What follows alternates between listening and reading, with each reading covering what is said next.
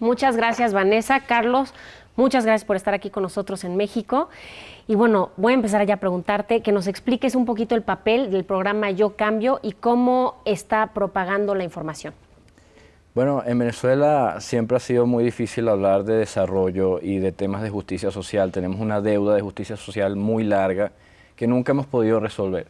Y como somos un país monoexportador de petróleo desde hace tanto tiempo, no hemos podido salir de vernos como un país que lo único que hace es exportar petróleo. Entonces, cada vez que uno va a hablar de temas de justicia social o desarrollo, etcétera, se ve empastelado en todo este tema ideológico, ¿no? Subjetividades, ideas subjetivas políticas, partidistas, que es muy difícil avanzar hacia un debate sobre el desarrollo, porque siempre se queda pegado ahí. Entonces, ¿cómo salimos de ese ciclo en donde el petróleo no logramos diversificarnos, no logramos hablar de otra cosa, no logramos vernos como nada más y evidentemente es algo que no nos ha funcionado? El tema de cambio climático es una inminencia para nosotros, porque a medida que el mundo vaya avanzando en la mitigación del cambio climático, cada vez vamos a tener menor valor en ese producto de monoexportación. Claro.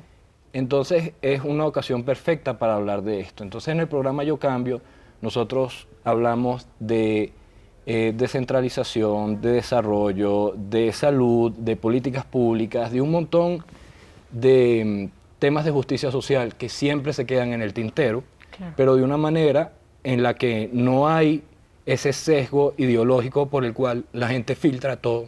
Claro, es como educar a la gente de diferente forma, ¿no? Es una manera de atraer a las personas hacia lo que estamos diciendo. Y también es un discurso perfecto, porque en vez de estar basado en una ideología, está basado en ciencia, está basado en datos, está basado en un deseo sincero de desarrollo y de bienestar para las personas.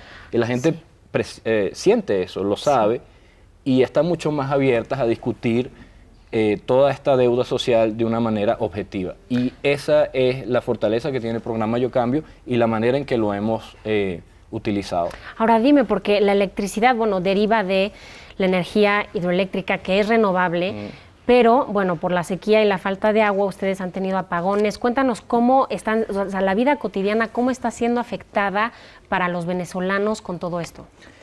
Bueno, Venezuela es como un adicto al petróleo, no solo a la renta petrolera, sino a los servicios que el petróleo nos proporciona. Y esos servicios son transporte barato y electricidad barata, pero es barata porque está absolutamente subsidiado. Es como un adicto que no se da cuenta que se está gastando todo su capital en la droga a la que es adicto. Nosotros estamos desangrando nuestra economía con los subsidios al petróleo. Entonces, esto ha tenido consecuencias muy grandes porque todo el subsidio que tú estás poniendo en generar electricidad barata, entre comillas, transporte barato, entre comillas, que realmente está subsidiando a los dueños de vehículos, lo que hace es que nada de ese dinero se está invirtiendo en salud, en educación, en la misma infraestructura de los sistemas eléctricos. La consecuencia es que no tenemos, bueno, estamos atrapados en un ciclo de pobreza. Y además no tenemos luz. ¿Y qué tipo de cambios pueden ser implementados para que justamente haya esa diversificación de fuentes de energía? Bueno, nosotros en Provita lo vemos desde la educación, ¿no? Es como una de las primeras cosas que tenemos que lograr es que las personas se abran al tema de reducir los subsidios, ¿no?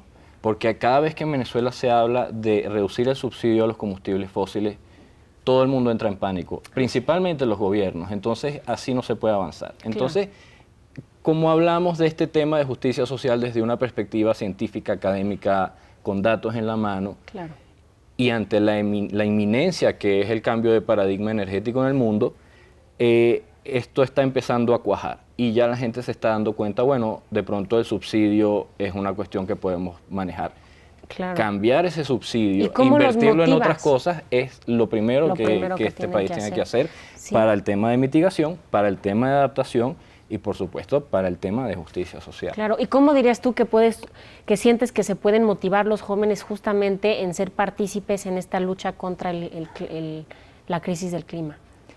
Bueno, hay obviamente muchas maneras. Las acciones que se pueden tomar desde la sociedad civil son varias y están bastante bien establecidas, pero yo creo que el ver al cambio climático como un plan, bueno, al cambio climático no, a la lucha contra el cambio climático. Las soluciones, ¿no? Un plan, porque estamos hablando de una sociedad que invierte mejor sus recursos, estamos hablando de una sociedad que cuida mejor las fuentes de sus recursos, estamos hablando de una sociedad más justa y nuevamente, como esto se basa en hechos, por eso la gente que trabajamos en cambio climático somos muy cuidadosos de no poner nuestras propias ideas subjetivas en el debate, sino hablar siempre con la verdad, incluyendo las incertidumbres que esto trae. Cuando nosotros logramos eso, estamos presentando una visión de cómo puede ser la sociedad, en este caso venezolana, mucho más atractiva que la que tenemos ahorita. Y no pasa por el filtro ideológico, y eso es lo más Mismo importante. Económicamente hablando, Sí, ¿no? claro. O sea, diversificar las fuentes va a ser un beneficio para los venezolanos, Por supuesto. económicamente hablando, que a largo plazo. Desde que yo soy corto niño, plazo. se está hablando en el país de que Claro. tenemos que diversificar las fuentes, Sí. pero es como un adicto. O sea, el adicto sabe que debe dejar de consumir, pero Claro. no puede hacerlo. Sí, Y generalmente los cambios vienen después de un shock. Bueno, nosotros estamos apostando que este shock sea el cambio de paradigma energético en el mundo, y a partir de eso nosotros presentamos una visión social mucho más atractiva de la que tenemos ahora. Y yo creo que eso es lo que entusiasma particularmente a los jóvenes, porque a los jóvenes les interesa eso para su propio futuro. sí, claro, y empezar a ver cosas a corto plazo. ¿Cómo lo has visto tú a nivel local? ¿Qué tipo de cambios han tenido los venezolanos a nivel local? Bueno, fíjate que con esta forma de trabajar, digamos, con la verdad, Sí, nosotros hemos llegado, no solo Provita, sino también las personas en general en Venezuela que trabajamos con el tema del cambio climático, hemos logrado llegar a instancias de manera consultiva como la Asamblea Nacional, que es el poder legislativo, los gobiernos locales, es decir, hemos empezado a tener incidencia, y eso es lo que se quiere, que el activismo climático, activismo en su sentido más amplio, Claro. comienza a tener una incidencia sobre las políticas públicas, sobre la legislación. Eso es lo que estamos tratando de lograr. ¿Y qué dirías tú, así, si pudieras nombrar los obstáculos más fuertes que tú ves que tiene el pueblo venezolano para poder ver que su país se mueva en ese, digamos, camino hacia las soluciones de, pues eso, de energía renovable y todo eso? ¿Qué dirías tú que es, Carlos? Son varios obstáculos. Yo creo que te he descrito el más grande, que es la adicción. Claro. Que transportada a un país es algo real, pero... bueno, la adicción y la pobreza, como dijiste, ¿no? Es que está muy relacionado, Sí, claro. ¿no? Hay una idea de que se corta el subsidio a la gasolina y se aumenta la pobreza. Entonces el trabajo es como tratar de ver cómo esto nos conviene. Y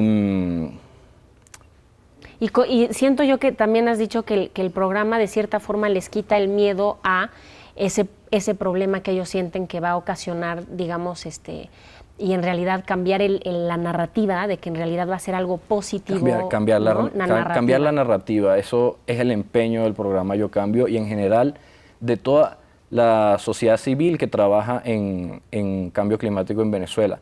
Porque fíjate, el obstáculo es precisamente eso. Como el cambio climático se ve como un tema ambiental, es como, bueno, eso no es prioridad, porque en Venezuela tenemos personas que están comiendo de la basura. Claro. ¿Cómo hacemos para precisamente eso? Una sociedad que es coherente y justa en temas climáticos, es coherente y justa también con todo lo demás. Es integrar todo este discurso social en algo que está no basado en ideología, sino en los hechos. Sí, en la ciencia, Sí, como dices. correcto. Tú. Fíjate que a nivel internacional, en estas grandes cumbres, se habla de descentralización, se habla de gobernanza, se habla de salud, se habla de infraestructura, se habla de un montón de cosas que hablarlas fuera del contexto climático es muy complicada. No es que no salen los discursos ideológicos en estas cumbres, pero de alguna manera es relativamente más fácil desactivarlos en aras de unos acuerdos que son muchos más, que tienen mucho mayor sentido y que están basados en un deseo por el bienestar de las personas. Claro, y ¿no? que la gente escucha más, ¿no? La idea es llevar eso a la sociedad civil, Claro. sacarlo de las cumbres y llevarlo a la Sí. sociedad civil. Carlos, muchísimas gracias por estar aquí con nosotros en México. Y bueno, regresamos con ustedes, Vanessa, a Nueva York. Muchas gracias, Carla, por esa conversación.